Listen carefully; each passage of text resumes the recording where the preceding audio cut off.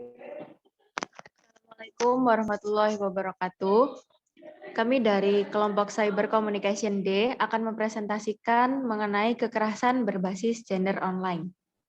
Ini adalah nama kelompok kami. Perkenalkan, nama saya Rafika Ramadhani, NIM 115-2088. Perkenalkan, nama saya Sonia Fernandes dengan NIM 115200197. Perkenalkan, nama saya Fitri Nur Alifa dengan NIM 1152087. Perkenalkan, nama saya Natalia Desideria, NIM 115200115. Perkenalkan, nama saya Muhammad Bintang Firdaus, NIM 11520.041.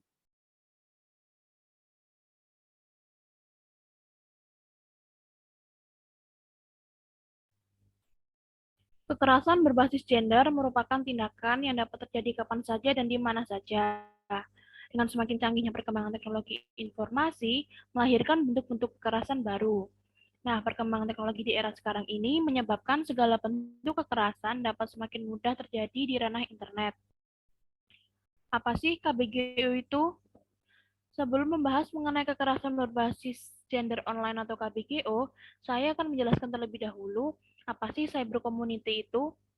Cyber community menurut Reingold adalah suatu perkumpulan atau himpunan masyarakat sosial yang berada di internet, di mana semua anggotanya membawa suatu permasalahan untuk didiskusikan dalam waktu yang lama, dan melibatkan perasaan atau pemikiran penggunanya dengan relasi yang terbentuk di ruang cyber. Sedangkan Wood and Smith mendefinisikan cyber community sebagai saling berbaginya kesepahaman di antara pengguna yang saling terhubung melalui lingkaran yang termediasi oleh komputer. Nah, secara sederhananya, cyber community ini merupakan ruang-ruang sosial dalam dunia maya yang menjadikan wadah bagi penggunanya untuk berinteraksi atau bertukar pesan dengan sistem berbasis teks. Para anggotanya mampu untuk menciptakan kembali lingkungan, situasi, dan masyarakat sehingga menciptakan sebuah lingkungan baru. Hal ini dipicu oleh adanya kebutuhan untuk bersosialisasi dalam dunia cyber.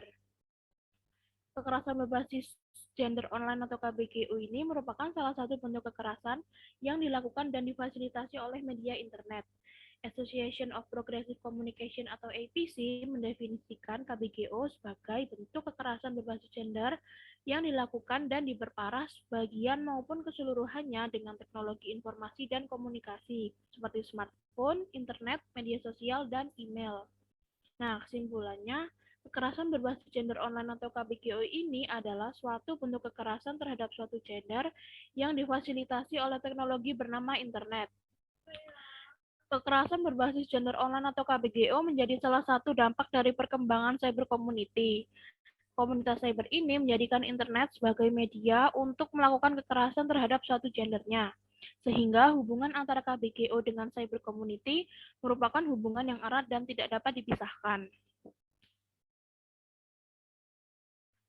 Nah, mengapa sih KBGO ini bisa terjadi? KBGO dapat terjadi karena dipicu oleh adanya suatu keinginan untuk melakukan kekerasan dalam ranah online. Kemajuan internet menjadi salah satu pemicu seseorang dapat melakukan tindakan tersebut. Bentuk-bentuk kekerasan berbasis gender online atau KBGO dapat terjadi dalam beberapa bentuk, seperti cyber grooming, cyber harassment, hacking, illegal content, pelanggaran privasi, ancaman distribusi foto atau video pribadi, serta pencemaran nama baik. Nah, bentuk-bentuk kejahatan tersebut dapat terjadi karena terfasilitasinya manusia oleh layanan-layanan yang dapat digunakan pada media internet. Dengan adanya sistem anonimitas atau mengirim pesan pribadi secara anonim, menjadi salah satu wadah bagi penggunanya untuk melakukan KBGO dengan identitas yang tersembunyi. Seperti salah satu prinsip berlangsungnya komunitas maya oleh Mike Godwin, yang menyebutkan bahwa mengizinkan penggunanya untuk menyelesaikan masalahnya sendiri. Kebebasan semacam ini tentunya ada resiko yang akan mereka tanggung. Kemudahan dalam mengakses internet menyebabkan tidak hanya memberikan dampak baik bagi penggunanya, namun juga memiliki dampak buruk yang dapat melahirkan kejahatan-kejahatan secara online.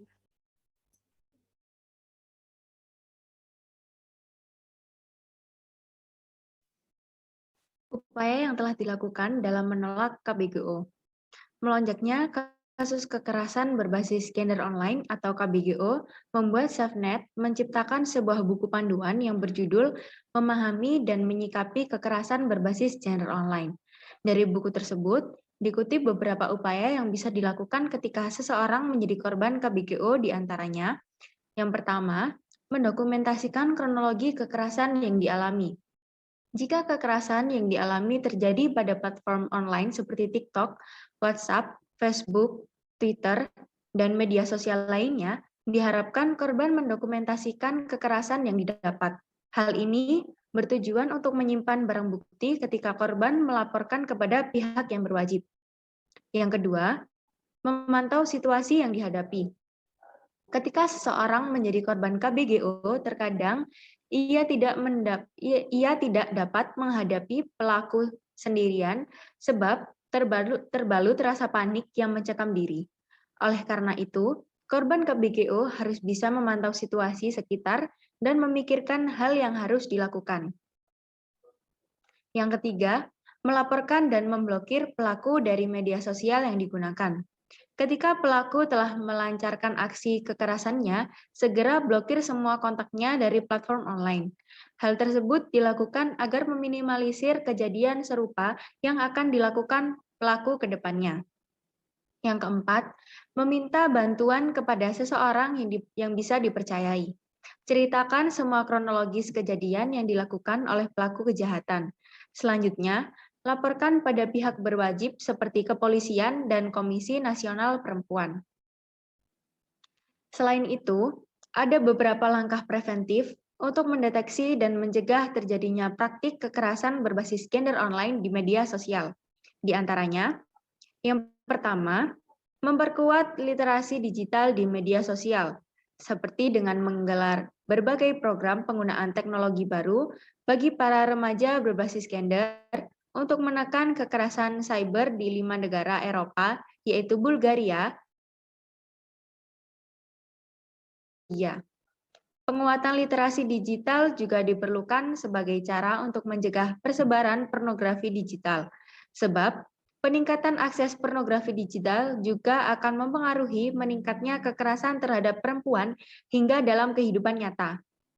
Yang kedua, membangun simpul komunitas dari kalangan generasi milenial untuk dapat menciptakan saluran partisipatif sebagai media keluh kesah atau curhat, seperti komunitas well sharing yang memiliki arti women, equality, relation, dan anti-violence yang telah hadir sejak Juni 2020. Komunitas ini fokus berkampanye membangun hubungan yang sehat dalam pacaran dan pernikahan, kesetaraan gender, ataupun kekerasan berbasis gender. Dengan hadirnya saluran ruang keluh kesah, terutama melalui media sosial, dapat menjadi salah satu dukungan terhadap korban kekerasan di ruang maya, sebab dari ruang-ruang ini ada harapan agar para korban berani menyuarakan situasi dan kondisi yang sebenarnya terjadi. Dan yang ketiga, diperlukan perlibatan kaum laki-laki dalam upaya mendeteksi dan mencegah praktik kekerasan berbasis gender online. Perlibatan kaum laki-laki dikarenakan salah satu akar dari kekerasan berbasis gender berasal dari konstruksi sosial budaya patriarki yang ikut melanggengkan praktik tersebut. Apalagi dengan masih kuatnya budaya patriarki di Indonesia, telah membuat kaum laki-laki menjadi penyumbang utama pelaku dalam konteks kekerasan berbasis gender online di media sosial. Dengan begitu, peran kaum laki-laki untuk membangun jejaring di kalangan komunitas laki-laki sebagai saluran edukasi dan informasi terkait bahaya kekerasan berbasis gender online. Dengan kata lain, peran kaum laki-laki bisa ikut mempromosikan nilai-nilai maskulinitas yang positif berdasarkan nilai kesetaraan gender.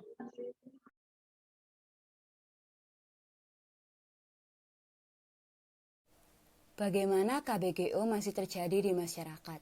Kekerasan berbasis gender online atau KBGO masih terjadi di lingkungan masyarakat dikarenakan beberapa hal, diantaranya 1. Minimnya literasi digital. Masyarakat digital atau warganet masih kurang memahami pentingnya literasi digital. terutama akan pentingnya keamanan data atau cybersecurity terhadap data-data pribadi di media sosial. Masyarakat digital Indonesia tidak terlepas dari cyber society, seringkali menjadikan media sosial sebagai tempat berbagi informasi pribadi untuk melepaskan keluh kesah hingga curahan hati atau curhat semata. Meski tidak dilarang, akan tetapi kebiasaan ini akan dapat dimanfaatkan oleh oknum tertentu untuk melakukan berbagai kejahatan cyber. Dengan minimnya literasi digital dan kompetensi individu dalam menguasai jejaring digital, seringkali digunakan sebagai peluang oleh oknum tertentu untuk melakukan kejahatan cyber, termasuk kekerasan gender berbasis online. Artinya, para pelaku seringkali melihat celah kelalaian dari para korban ketika dengan bebas mengunggah foto pribadi tanpa menyadari konsekuensi ke depan. 2. Adanya faktor peluang saat menggunakan media sosial. Dikarenakan ranah digital tidak dibatasi oleh ruang dan waktu atau cyber community, hal ini dapat membuka celah untuk melakukan kejahatan cyber kian terbuka. Dari peluang inilah kemudian menimbulkan dampak turunan seperti tekanan kepada korban untuk mengikuti keinginan dari para pelaku. Dengan contoh seseorang pada awalnya termotivasi mengunggah beberapa foto pribadi dengan tujuan untuk memperkenalkan diri dalam grup biro jodoh di platform Facebook. Alasan mengunggah foto pribadi adalah ingin segera mendapatkan pasangan atau jodoh dalam grup biro jodoh. Dikarenakan sifat grup tersebut tertutup sehingga membuat ada kewajiban daripada anggota grup biro jodoh untuk bisa mengunggah foto pribadinya. Unggahan foto pribadi ini tentu direspon dengan baik oleh anggota grup lainnya. Kendati demikian, unggahan ini semakin membuka peluang bagi para anggota lainnya untuk saling berkenalan agar bisa melakukan komunikasi melalui percakapan digital, atau bisa disebut dengan istilah chatting. Peluang inilah yang seringkali disalahgunakan oleh para pelaku untuk melakukan praktik yang termasuk dalam kategori kekerasan berbasis gender online.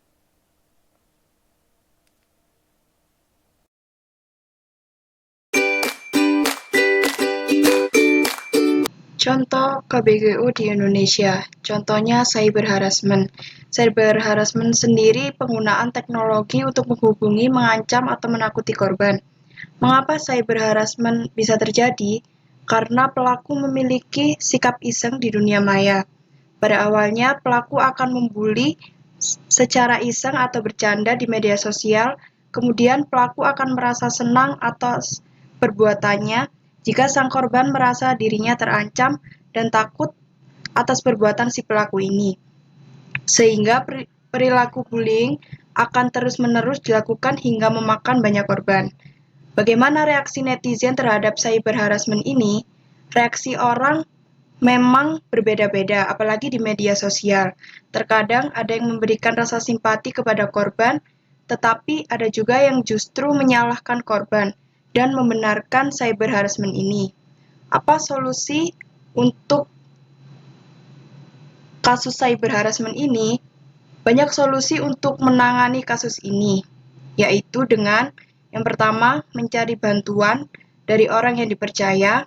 Yang kedua, blokir akun media sosial pelaku. Yang ketiga, melapor kepada pihak yang berwajib. Dan yang keempat, mengaktifkan mode filter komentar.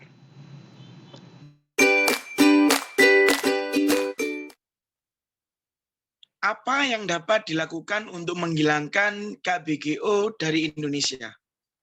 Upaya yang harus dilakukan yaitu memulai mengedukasi masyarakat tentang bagaimana menjadi pengguna internet yang bijak dan bertanggung jawab.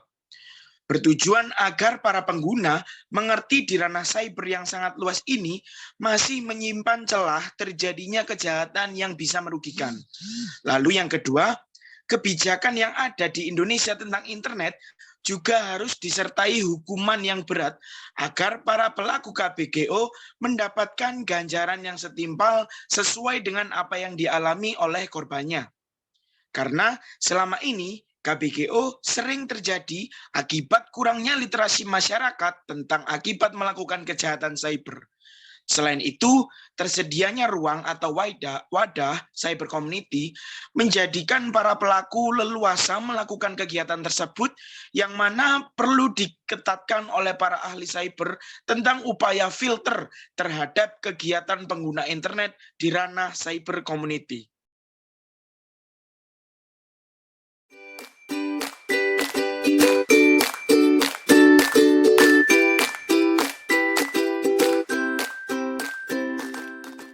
Sekian video penjelasan tentang kekerasan berbasis gender online dari kelompok kami. Terima kasih. Wassalamualaikum warahmatullahi wabarakatuh. Assalamualaikum warahmatullahi wabarakatuh.